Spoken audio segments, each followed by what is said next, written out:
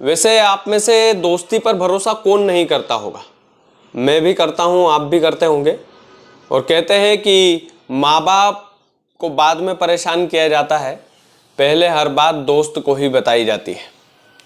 लेकिन एक मशहूर शायर ने कहा है कि सांप डसे तो दोस्त बचाए, लेकिन दोस्त डसे तो कौन बचाए। आज की कहानी एक ऐसे ही गैंगस्टर की है जिसकी हत्या दोस्तों ने मिलकर ही करवा दी। आज की कहानी है सुक्का कहलवा की। वो सुक्का कहलवा जो सुखविंदर कहलवा के नाम से बचपन में जाना जाता था, लेकिन गैंगस्टर बनने के बाद उसका नाम सुक्का कहलवा हो गया। कहानी की शुरुआत 1987 से करते हैं। सुक्का कहलवा का जन्म पंजाब के करतारपुर इलाके के कहलवा गांव में हुआ था। और कहलवा गांव में उसका जन्म हुआ था, इसलिए उसने उसका नाम के पीछे जो है सुक्का कहलवा कर लिया था, सुखविंदर कहलवा। लेकिन गैंगस्टर की दुनिया में आने के बाद उसका नाम सुक्का कहलवा हो गया। ये तो उसके नाम की कहानी हो गई, लेकिन उसके काम की कहानी की शुरुआत यहाँ से करते हैं कि उसकी छोटी सी उम्र में उसने 60 से ज़्यादा आपराधिक घटनाओं को अंजाम दिया और 60 से ज़्यादा उसके ऊपर मामले दर्ज है। ये तो ऑफिशियल है।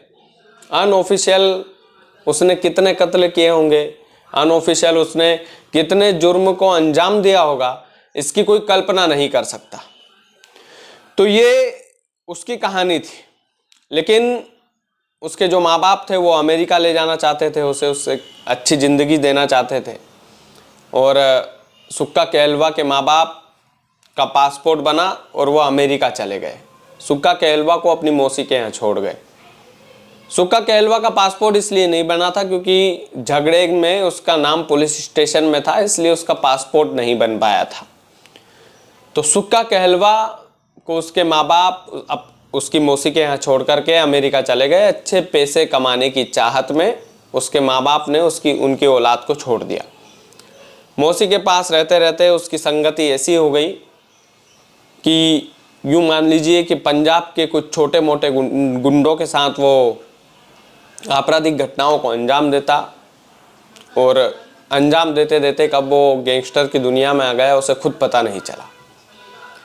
उसकी एक प्रेमिका थी, 21 साल की उम्र थी सुखविंदर की, जब उसने एक लड़की से मोहब्बत की और उसके साथ शादी भी कर ली।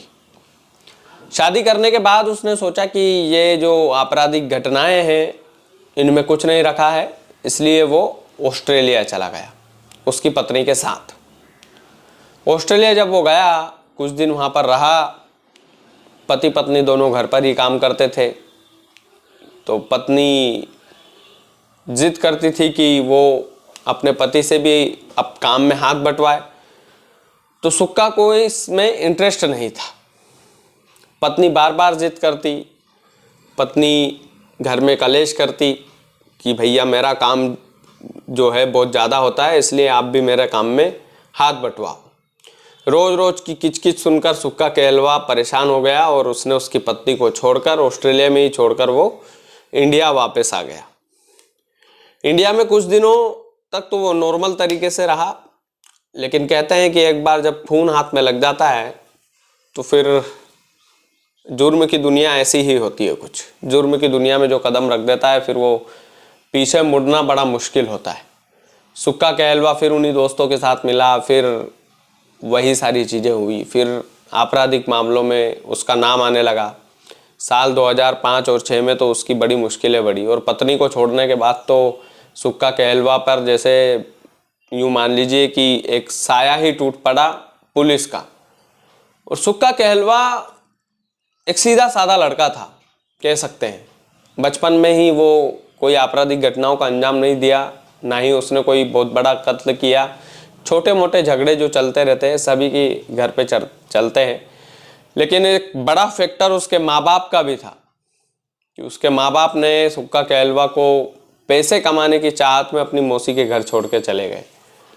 और जितनी निगरानी माँ बाप रख पाते हैं उतनी निगरानी तो शायद कोई भी नहीं रखता। तो कुछ ऐसा ही सुक्का के साथ हुआ, संगति गलत हुई और उसके बाद में शादी वादी भी की उसने, ऑस्ट्रेलिया भी गया, लेकिन वहाँ से झगड़े टूटे और फिर इंडिया वापस आ गया अपनी पत्नी को छोड़कर। फिर एक दिन कुछ ऐसी घटना घटती है कि सुक्का कैलवा जो है वो अपने दोस्तों के साथ ही बेर ले लेता है। दरअसल वो अपने एक दोस्त के साथ सोना लूटने के लिए जाता है, और सोना लूटने के लिए जाता है तो सुक्का कैलवा और उसका दोस्त बंटवारे के चक्कर में दोनों भिड़ जाते हैं आपस में। उसके बाद से सुक्का की अपने दोस्तों के साथ अनबनी शुरू हो गई, लेकिन कुछ एक दोस्त ऐसे थे जिनके साथ वो कोर्ट में पेशी के लिए जाया करता था। सुक्का कैलवा की आदत थी कि वो उसके दोस्तों के साथ ही जाता था। दोस्ती पर इतना भरोसा था सुक्का को। अब आप सोच सकते हैं कि जिसको दोस्ती पर इतना भरोसा हो और वही दोस्ती में मात खा जाए, वही आदमी दोस्ती की वजह से मारा जाए, तो कितना दुख होता होगा। सुक्का के साथ भी कुछ ऐसा ही हुआ। वो कोर्ट में पेशी के लिए जा रहा था, तभी एक तो सोना लूटने वाला दोस्त जिसका नाम मैं अभी भूल रहा हूं, लेकिन ऐसे 2-3 दोस्तों ने सुक्का को मारने की प्लानिंग की। और जब वो पेशी के लिए जा रहा था तो उसका दोस्ती का गलत फायदा उठाकर उसकी गाड़ी पर ताबड़तोड़ फायरिंग कर दी। उस ताबड़तोड़ फायरिंग में सुक्का कैलवा की मौत हो गई। पुलिस ने छानबीन की, मीडिया ने कवरेज की।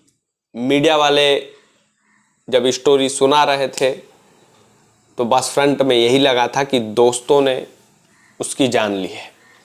ऐसा ही कुछ उज्जैन के गैंगस्टर दुर्लभ कश्यप के भी साथ हुआ था। जुर्म की दुनिया में यदि आप जुर्म करना चाहते हैं तो सबसे पहली बात इन दोनों गैंगस्टरों से हमें यह सीखना चाहिए कि कभी भी दोस्ती पर इतना ज़्यादा भरोसा मत करो कि अपने अंदर के राज भी हम उनको बता दें। वैसे तो जुर्म की दुनिया में एक ना एक दिन आदमी अपनी ज़िंदगी पूरी करता ही नहीं है, तो जुर्म की दुनिया से दूर ही रहना चाहिए। लेकिन ये दोनों गैंगस्टर बताते हैं कि कभी कदम भी रखना है तो दोस्ती पर कभी इतना ज़्यादा भरोसा मत करना कि हमें ही एक दिन वो निपटा दे। कुछ ऐसा ही इनके साथ हुआ। वो फिर से वो शायरी जो शुरुआत में सुनाई थी मैंने कि सांप डसे तो दोस्त बचाए, लेकिन दोस्त डसे तो कौन बचाए।